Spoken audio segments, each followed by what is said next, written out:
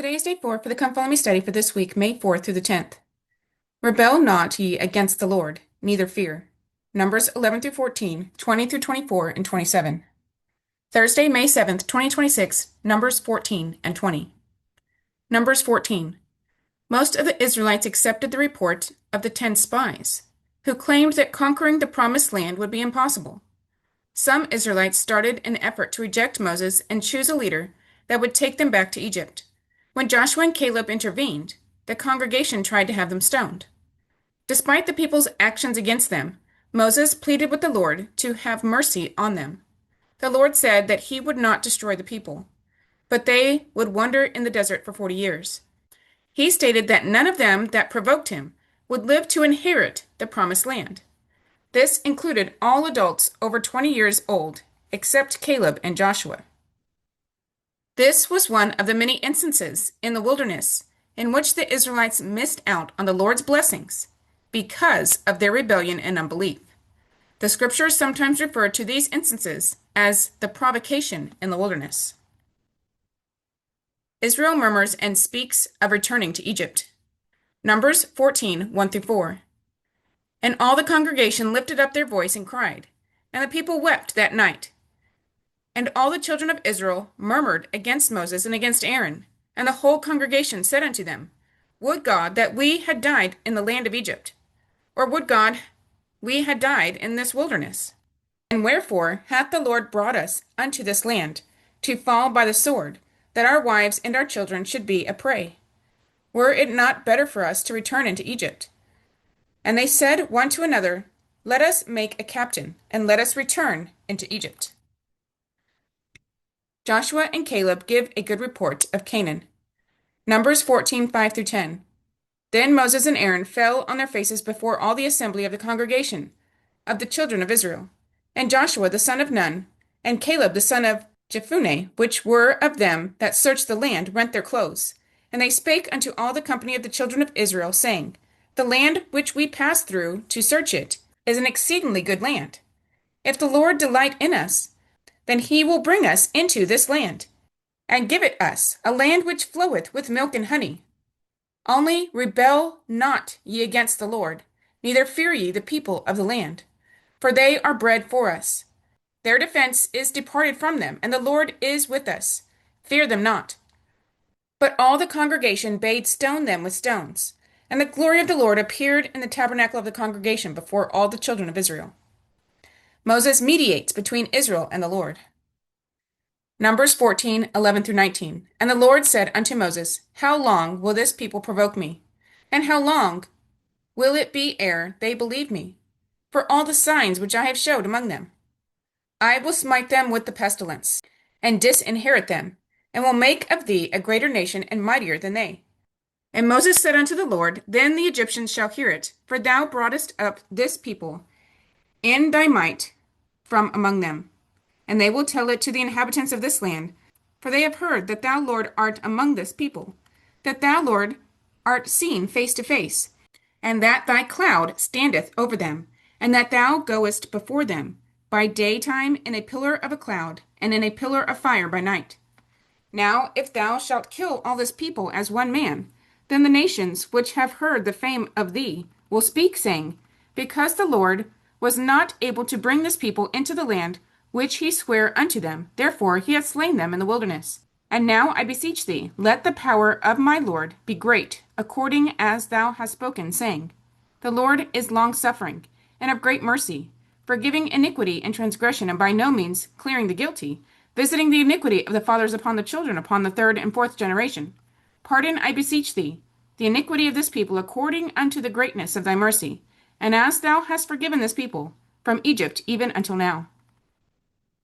The adults of Israel will not enter the promised land. Numbers 14, 20 through 25. And the Lord said, I have pardoned according to thy word. But as truly as I live, all the earth shall be filled with the glory of the Lord. Because all those men which have seen my glory and my miracles, which I did in Egypt and in the wilderness, and have tempted me now these 10 times, and have not hearkened to my voice, surely they shall not see the land, which I swear unto their fathers, neither shall any of them that provoked me see it. But my servant Caleb, because he had another spirit with him, and hath followed me fully. Him will I bring into the land whereinto he went, and his seed shall possess it. Now the Amalekites and the Canaanites dwelt in the valley. Tomorrow turn you and get you into the wilderness by the way of the Red Sea. The Lord slays the false spies by a plague. Numbers 14:26 through 35. And the Lord spake unto Moses and unto Aaron, saying, How long shall I bear with this evil congregation which murmur against me? I have heard the murmurings of the children of Israel, which they murmur against me. Say unto them, As truly as I live, saith the Lord, as ye have spoken in mine ears, so will I do to you. Your carcasses shall fall in this wilderness, and all that were numbered of you, according to your whole number, from 20 years old and upward, which have murmured against me. Doubtless ye shall not come into the land, concerning which I swear to make you dwell therein, save Caleb the son of Jephunneh, and Joshua the son of Nun. But your little ones, which ye said should be a prey, them will I bring in, and they shall know the land which ye have despised. But as for you, your carcasses, they shall fall in this wilderness, and your children shall wander in the wilderness 40 years, and bear your whoredoms, until your carcasses be wasted in the wilderness. After the number of the days in which ye search the land, even 40 days, each day for a year, shall ye bear your iniquities, even 40 years, and ye shall know my breach of promise. I, the Lord, have said, I will surely do it unto all this evil congregation that are gathered together against me. In this wilderness they shall be consumed, and there they shall die. Numbers 14:36 to 38. And the men which Moses sent to search the land, who returned and made all the congregation to murmur against him, by bringing up a slander upon the land. Even those men that did bring up the evil report upon the land died by the plague before the Lord.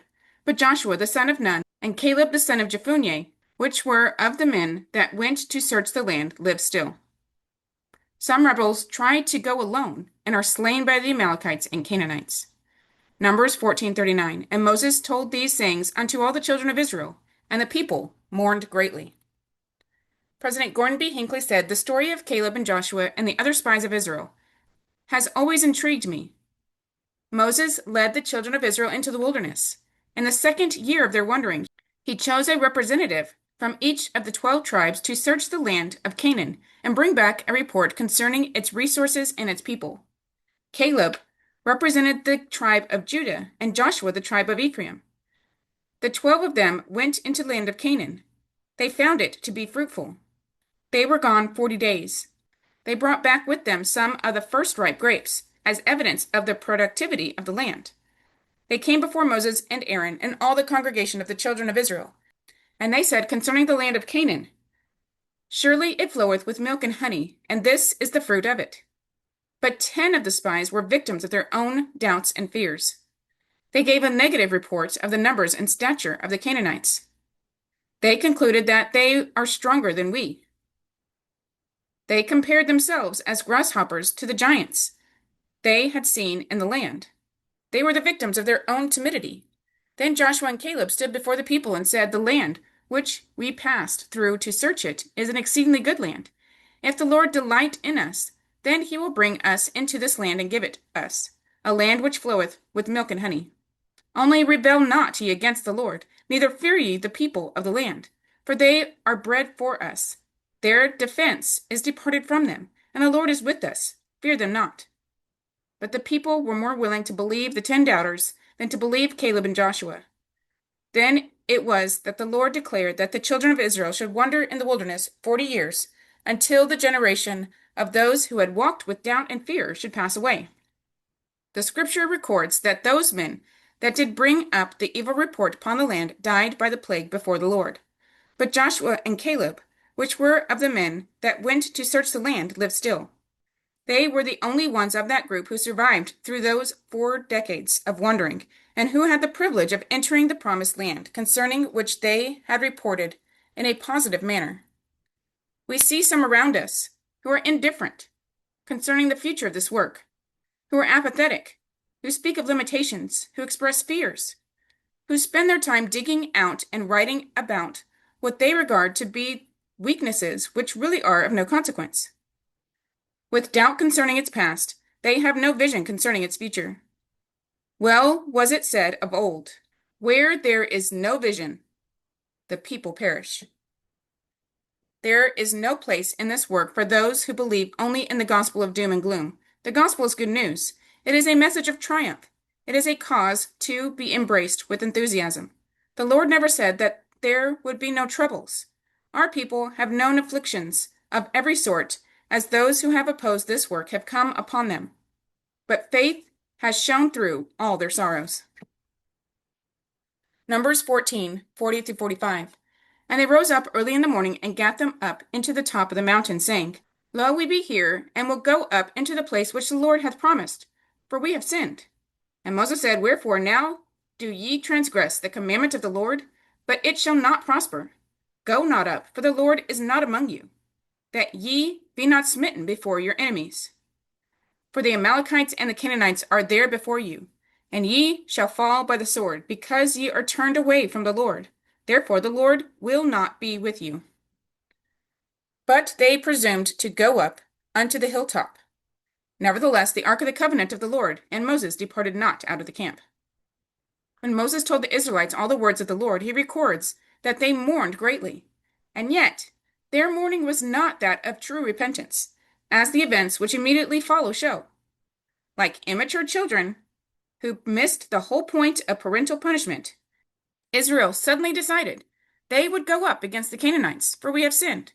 But Moses indicated that it was too late. The Lord had retracted the commandment to go up and possess the land, and therefore, if they went up then, they would go without his power. Then came the second stage of the tragedy.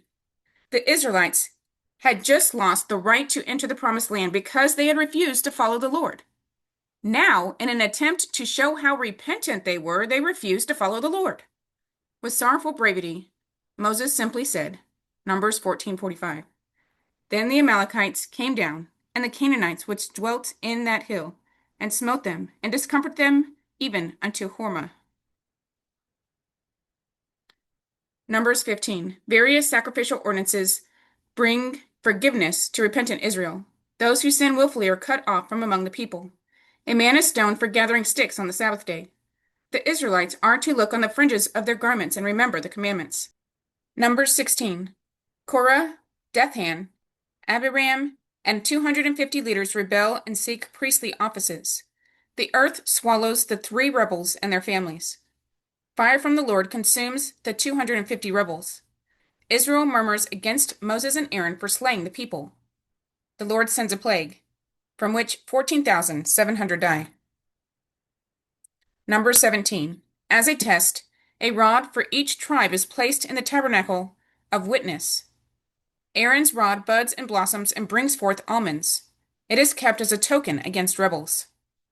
Numbers 18. Aaron and his sons are called to minister in the priest's office. Levites are called to minister in the service of the tabernacle. Levites receive no land inheritance, but are supported by the tithes of the people. Numbers 19. Directions are given for the sacrifice of a red heifer. The water of separation is used for purification from sin. Ceremonial unclean persons are sprinkled with water of separation. Numbers 20. Miriam dies. Numbers 21. Then came the children of Israel, even the whole congregation, into the desert of Zin in the 1st month, and the people abode in Kadesh, and Miriam died there and was buried there. Moses smites a rock at Meribah and brings forth water. Numbers 20, 2-10. And there was no water for the congregation, and they gathered themselves together against Moses and against Aaron. And the people chode with Moses and spake, saying, Would God that we had died when our brethren died before the Lord. And why have ye brought up the congregation of the Lord into this wilderness, that we and our cattle should die there? And wherefore have ye made us to come up out of Egypt, to bring us in unto this evil place? It is no place of seed, or of figs, or of vines, or pomegranates, neither is there any water to drink. And Moses and Aaron went from the presence of the assembly unto the door of the tabernacle of the congregation, and they fell upon their faces, and the glory of the Lord appeared unto them. And the Lord spake unto Moses, saying, take the rod, and gather thou the assembly together, thou and Aaron thy brother, and speak ye unto the rock before their eyes, and it shall give forth his water, and thou shalt bring forth to them water out of the rock.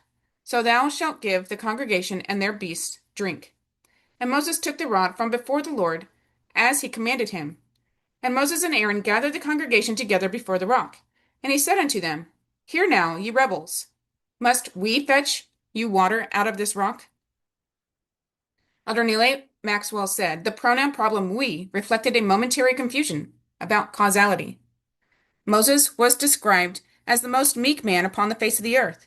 Yet Moses had a brief moment when he rashly declared, Hear now, ye rebels, must we fetch you water out of this rock? Even while we move along the prescribed path, success itself is dangerous unless it is managed by meekness. For instance, when, with divine help, we participate in giving crucial aid, perhaps causing the small equivalent of a little gushing of living water from the barren rocks, we, like Moses, need to be careful about causality by avoiding what might be called the pronoun problem. Numbers 20:11. And Moses lifted up his hand, and with his rod he smote the rock twice. And water came out abundantly, and the congregation drank, and their beasts also. 1 Nephi 11. And it came to pass that I beheld that the rod of iron which my father had seen was the word of God, which led to the fountain of living waters, or to the tree of life, which waters are a representation of the love of God. Brian Richards said the running water from the rock of Horeb is a type for the living water which comes from the rock of Christ, both in his mortal ministry and his second coming. This incident is but a type and a foreshadowing, a schoolmaster. The first example is Jesus at Jacob's well with the Samaritan woman. John 4. Jesus saith unto her, Give me to drink. Then saith the woman of Samaria unto him, How is it that thou, being a Jew, asketh drink of me, which am a woman of Samaria? For the Jews have no dealings with the Samaritans. Jesus answered and said unto her, If thou knowest the gift of God, and who it is that saith to thee, Give me to drink, thou wouldest have asked of him, and he would have given thee living water. Brian Richards said, What Jesus could have said, If you only knew that I am the one who commanded Moses to bring forth water from the rock, while thy fathers were in the wilderness, you would know that I can provide water in the desert. If you only knew that I am the great Jehovah of the Old Testament. John 4. The woman saith unto him, Sir, thou hast nothing to draw with, and the well is deep. From whence, then, hast thou that living water? Art thou greater than our father Jacob, which gave us the well, and drank thereof himself, and his children, and his cattle? Brian Richards said, What Jesus could have said, Yes, I am greater than our father Jacob. I am greater than his father Isaac, and his father Abraham. I am greater than Moses that first delivered the children of Israel. I am that prophet of whom he testified should come to save Israel again. John 4. Jesus answered and said unto her, Whosoever drinketh of this water shall thirst again. But whosoever drinketh of the water that I shall give him shall never thirst. But the water that I shall give him shall be in him a well of water springing up into eternal life. The woman saith unto him, Sir, give me this water, that I thirst not, neither come hither to draw. Brian Richards said many of the Mosaic types of Christ actually deal more with his second coming than his mortal ministry. In this case, there is a type in the living water which proceeds from Jesus' house, the temple of Jerusalem, from the threshold on the east. Ezekiel 47. Afterward he brought me again unto the door of the house, and behold, waters issued out from under the threshold of the house eastward. For the forefront of the house stood toward the east, and the waters came down from the right side of the house, at the south side of the altar. Behold, at the bank of the river were very many trees on the one side and on the other. Then said he unto me, These waters issue out toward the east country, and go down into the desert, and go into the sea, which being brought forth into the sea, the waters shall be healed. Brian Richards said, Christ is the rock that heals us. He provides living waters to all people if they will but bend the knee and take a drink. His children are still called the sons and daughters of Abraham, the children of Israel. We still wander, each of us, in our own wilderness, suffering from thirst in the arid heat of mortality. If we exercise the faith needed, we may partake of his living waters, which forever quench our thirst, until they become in us a well of water springing up into everlasting life. Like Jeremiah, we cry, O Lord, the hope of Israel, all that forsake thee shall be ashamed, because they have forsaken the Lord, the fountain of living waters. Heal me, O Lord, and I shall be healed. Save me, and I shall be saved, for thou art my praise. 1 Corinthians 10. Moreover, brethren, I would not that ye should be ignorant, how that all our fathers were under the cloud, and all passed through the sea, and were all baptized unto Moses in the cloud and in the sea, and did all eat the same spiritual meat, and did all drink the same spiritual drink, for they drank of that spiritual rock that followed them, and that rock was Christ. Numbers 20:12. And the Lord spake unto Moses and Aaron, because ye believed me not, to sanctify me in the eyes of the children of Israel, therefore ye shall not bring this congregation into the land which I have given them. Rebellion among the children of Israel was not at all uncommon in their desert wanderings. The rebellion described in these verses, however, was especially serious because it apparently led Moses, the prophet of God, to momentarily forget what the Lord had commanded him to do. When the Israelites again murmured for want of water, the Lord gave Moses and Aaron specific instructions on how to provide for their needs. Pointing out a certain rock, the Lord told Moses to gather the people and speak unto the rock before their eyes, and it shall give forth his water. However, instead of following God's command to speak to the rock, Moses struck it twice with his staff. Additionally, Moses and Aaron failed to give credit to the Lord for this miracle. Before Moses struck the rock, he asked, "Must we fetch you water out of this rock?" Not only did they not follow the Lord's instructions carefully, but they also suggested by the use of we that they were the ones who provided the water. President Spencer W. Kimball said Moses failed to realize that the recorder was turned on when he said to the continually complaining children of Israel, crying for the flesh pots of Egypt, "Hear now, ye rebels, must we fetch you water out of this rock?" He was reprimanded, "Because ye believed me not, to sanctify me in the eyes of the children of Israel, therefore ye shall not bring this congregation into the land which I have given them." Moses had integrity in great measure, but in that unguarded moment, he had presumptuously taken credit for the Lord's miracle and was forbidden to enter the promised land. The Lord chastised Moses and Aaron for straying from his instructions and for failing to sanctify him in the eyes of the children of Israel. He declared that because of their actions, Moses and Aaron would not be allowed to lead the Israelites into the promised land. This incident, taken together with other scripture, creates a number of questions. Did Moses really sin against the Lord? Was that the reason Moses was not permitted to enter the promised land? Did Moses really assume glory for himself? Or was he simply angry with the lack of faith exhibited by the children of Israel? Was this one error enough to cancel out years of great faith, obedience, and devotion? At least two other Old Testament passages indicate that Moses did sin in striking the rock at Meribah. Numbers 27. And the Lord said unto Moses, "Get thee up into this mount Abarim, and see the land which I have given unto the children of Israel. And when thou hast seen it, thou also shalt be gathered unto thy people, as Aaron thy brother was gathered. For ye rebelled against my commandment in the desert of Zin, in the strife of the congregation, to sanctify me at the water before their eyes. That is the water of Meribah in Kadesh, in the wilderness of Zin." Deuteronomy 32. Because ye trespassed against me among the children of Israel at the waters of Meribah Kadesh, in the wilderness of Zin, because ye sanctified me not in the midst of the children of Israel. Yet thou shalt see the land before thee, but thou shalt not go thither unto the land which I give the children of Israel. Other passages, however, help to clarify the matter.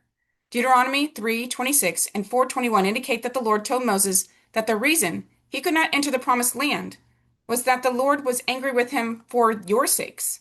This statement could imply that there were reasons other than the error of Moses for the prohibition. Two other facts strengthen this supposition. First, both Moses and the higher priesthood were taken from Israel because of the people's unworthiness, not Moses's. Second, Moses was translated when his mortal ministry was finished. In other words, Moses was privileged to enter a land of promise far greater than the land of Canaan. He had finished his calling immortality, and a new leader was to take Israel into the promised land. And Moses was translated, hardly a punishment for sinning against God. Although the scriptures do not fully explain the reasons for this consequence, Moses' actions did not disqualify him from all future responsibilities and blessings. The Book of Mormon teaches that at the end of Moses' life, the Lord took Moses unto himself. As a translated being, Moses appeared at the Mount of Transfiguration and bestowed priesthood keys upon Peter, James, and John. Moses also appeared to Joseph Smith and Oliver Cowdery in our dispensation as a resurrected being, conferring upon them the keys of the gathering of Israel. Numbers 20:13. This is the water of Meribah, because the children of Israel strove with the Lord, and he was sanctified in them. The king of Edom refuses to let Israel pass peacefully through his land. Numbers 20:14. And Moses sent messengers from Kadesh unto the king of Edom. Thus saith thy brother Israel, Thou knowest all the travail that hath befallen us. Moses referred to his people as brother Israel when he addressed the king of the Edomites, because the Edomites were direct descendants of Edom or Esau, the brother of Jacob or Israel, from whom the Israelites descended. There was therefore a blood relationship between the two peoples. The things that Moses said imply that the Edomite king was well aware of the relationship. Still, he refused to let the Israelites pass through his lands. Between the rebellion of Korah and the request for passage through the land of Edom, 38 years of wandering had transpired. For reasons not known to us now, Moses did not describe those years in this record. Numbers 20:15 through 17. Now our fathers went down into Egypt, and we have dwelt in Egypt a long time. And the Egyptians vexed us and our fathers. And when we cried unto the Lord, he heard our voice and sent an angel, and hath brought us forth out of Egypt, and behold, we are in Kadesh, a city in the uttermost of thy border. Let us pass, I pray thee, through thy country. We will not pass through the fields, or through the vineyards, neither will we drink of the water of the wells. We will go by the king's highway. We will not turn to the right hand, nor to the left, until we have passed thy borders. The king's highway is the public highroad, which was probably made at the cost of the state, and kept up for the king and his armies to travel upon, and is synonymous with the Sultan Road or the Emperor Road, as the open, broad, old military roads are still called in the East. The highway ran along the highlands of present-day Jordan from the Red Sea up into Syria. On the east, it paralleled the Dead Sea and the River Jordan. Numbers 20:18 through 21. And Edom said unto him, Thou shalt not pass by me, lest I come out against thee with the sword. And the children of Israel said unto him, We will go by the highway, and if I and my cattle drink of thy water, then I will pay for it. I will only, without doing anything else, go through on my feet. And he said, Thou shalt not go through. And Edom came out against him with much people and with a strong hand. Thus Edom refused to give Israel passage through his border, wherefore Israel turned away from him. Aaron dies, and Eleazar becomes the high priest. Numbers 20:22 through 28. And the children of Israel, even the whole congregation, journeyed from Kadesh, and came unto Mount Hor. And the Lord spake unto Moses and Aaron in Mount Hor, by the coast of the land of Edom, saying, Aaron shall be gathered unto this people, for he shall not enter into the land which I have given unto the children of Israel, because you rebelled against my word at the water of Meribah.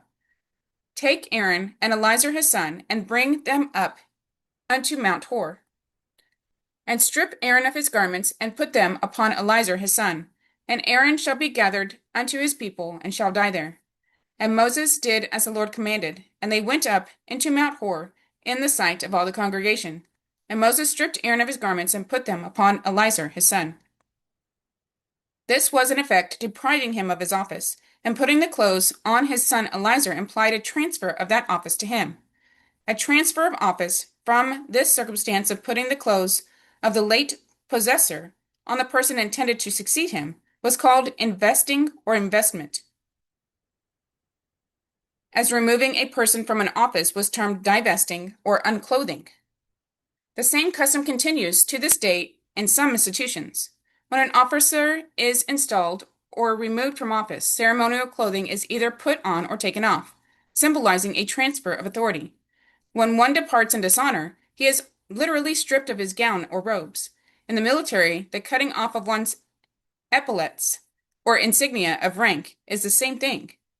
Aaron, however, was not retiring in dishonor or disgrace. His death was imminent, and it was time for new and younger leadership. Numbers 20:28 continues to 29. And Aaron died there in the top of the mountain, and Moses and Eleazar came down from the mount. And when all the congregation saw that Aaron was dead, they mourned for Aaron 30 days, even all the house of Israel.